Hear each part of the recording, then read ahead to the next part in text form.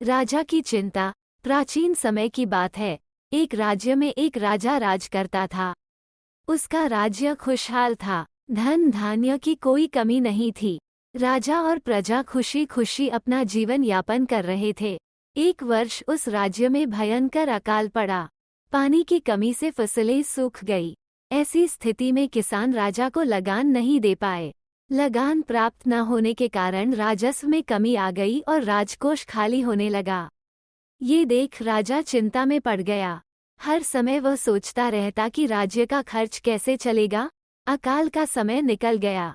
स्थिति सामान्य हो गई, किंतु राजा के मन में चिंता घर कर गई।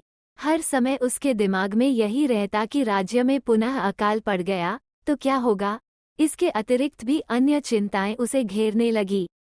पड़ोसी राज्य का भय, मंत्रियों का षड्यंत्र जैसी कई चिंताओं ने उसकी भूख प्यास और रातों की नींद छीन ली।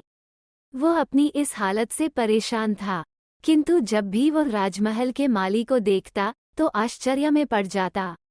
दिन भर मेहनत करने के बाद वह रूखी सूखी रोटी भी छककर खाता और पेड़ के नीचे मजे से सोता। कई बार राजा को उससे जलन होने लगती। उसके राजदरबार में एक सिद्ध साधु पधारे। राजा ने अपनी समस्या साधु को बताई और उसे दूर करने सुझाव मांगा। साधु राजा की समस्या अच्छी तरह समझ गए थे। वे बोले, राजन, तुम्हारी चिंता की जड़ राजपाट है। अपना राजपाट पुत्र को देकर चिंता मुक्त हो जाओ।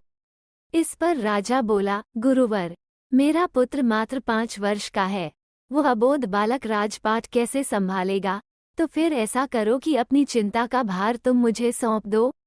साधु बोले। राजा तैयार हो गया और उसने अपना राजपाट साधु को सौंप दिया। इसके बाद साधु ने पूछा, अब तुम क्या करोगे। राजा बोला, सोचता हूँ कि अब कोई व्यवसाय कर लूं, लेकिन उसके लिए धन की व्यवस्था कैसे करोगे। अब तो राजपाट मेरा है, राजकोष के धन पर भी मेरा अधिकार है, तो मैं कोई नौकरी कर लूंगा। राजा ने उत्तर दिया, ये ठीक है, लेकिन यदि तुम्हें नौकरी ही करनी है तो कहीं और जाने की आवश्यकता नहीं। यही नौकरी कर लो। मैं तो साधु हूँ, मैं अपनी कुटिया में ही रहूंगा। राजमहल में ही रहकर मेरी ओर से तुम ये राजपाट संभालना। राजा ने साधु की बात मान ली और साधु की नौकरी करते हुए राजपाट संभालने लगा। साधु अपनी कुटिया में चले गए। कुछ दिन बाद साधु पुनः राजमहल आए और राजा से भेंट कर पूछा, कहो राजन, अब तुम्हें भूख लगती है या नहीं और तुम्हारी नींद का क्या हाल है। गुरुवर, अब तो मैं खूब खाता हूँ और गहरी नींद सोता हूँ। पहले भी मैं राजपाट का कार्य करता था, अब भी करता हूँ। फिर ये परिवर्तन कैसे, ये मेरी समझ के बाहर है। राजा ने अपनी स्थिति बताते हुए प्रश्न भी पूछ लिया।